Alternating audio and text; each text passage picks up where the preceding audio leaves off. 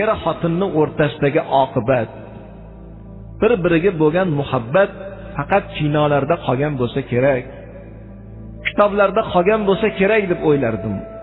Yaqinda o'zim bir narsani guvohi bo'ldim. 2006-yili Qurbon hayit namozi 10-yanvar kuniga to'g'ri keldi. Qish ayozli kun. Qor yog'ib turgan bir palla.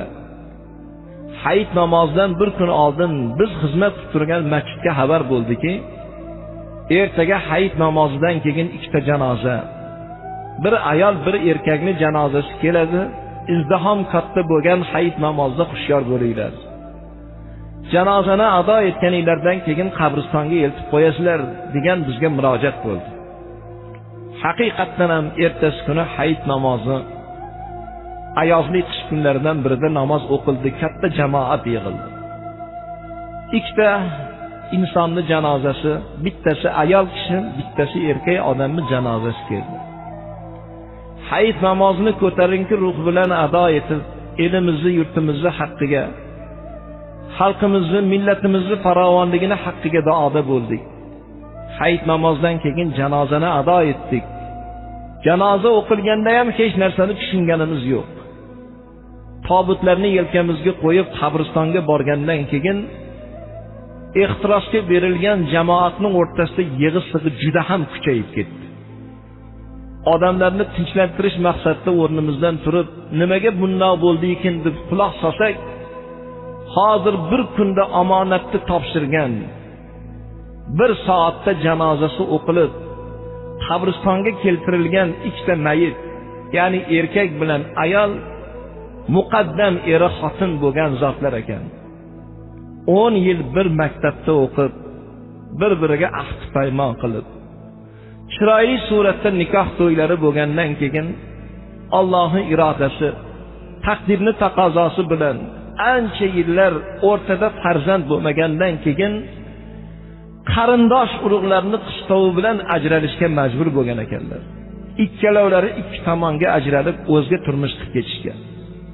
Lekin shundoq bo'lsa ham o'sha akamiz muqaddam o'tgan ayollarni qumsab haqqiga duo qilib, o'sha ayolini xulqidan rozi bo'lganligi, Allohning haqqidan keyin erining haqqini ado etganligi, erning xizmatini sidqi dildan qilganligi, oqilona qilgan muomalasi, saromjon sarishtaligi, uni o'ziga xos bir fazilati pokizaligi, ayolning xulqi atvorini tahsinlanib ko'zida yosh bilan odamlarning o'rtasida gapirar ekanlar.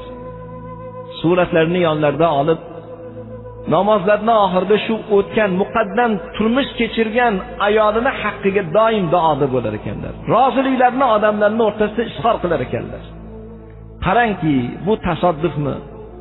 Bu tasodifning orqasidagi haqiqat, hikmatni bir ko'ringki, ikkalovlari ham ikki tomonda bo'lsa ham, o'zga bir turmush bo'lsa ham, bir kunda omonatni topshirib, ayolning vasiyatlariga muvofiq ota mahallamizda janoza o'qilsin degan vasiyatga muvofiq shu mahallaga janozalar olib kelindi. Hattoki Go'rkov ham tahsinlanib ko'zda yosh bilan hikoya qildiki, birov kelib meni ogohlantirgani yo'q. Bularning eri xotinligini men muqaddam bilganim yo'q. Qish kuni odamlar qiynalib qolmasin, ayozli kunlarda janozaga kelgan odamlarga malol kelmasin deb bir joydan yonma-yon qabr qazib qo'ygan edim. Bularning eri xotinligini men bilmagan edim.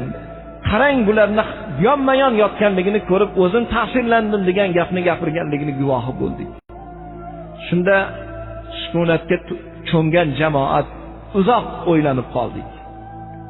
O'zimizga o'zimiz bir savol berib, hayolan gaplashdikki, haqiqiy bir muhabbatda bo'lgan er xotin, bir-biriga oqibatli bo'lgan, Alloh rizosi uchun umr guzaron qilgan insonlarni bu dunyoda judo qilsa bo'lar ekan-u, lekin haqiqiy vatanda ajratib bo'lmas ekan. Hattoki bir kunda omonatni berish, bir kunda janozani o'qilishi, janoza o'qilgan kun ham ulug' ayyom kunlari, ming jamoat saf tortib duo qiladigan, duo ijobat bo'ladigan, hojilarimiz haj amallarini ado qilib turgan bir kunlarda Allohning rahmati osmondan yog'ilib turgan bir paytda shunda janozani o'qilib tobutni yerga chiqib ketma-ket qabristonga eltib borish, eri xotinni yonma-yon bir joyda yotishi, buni orqasida ulkan bir hikmat bor.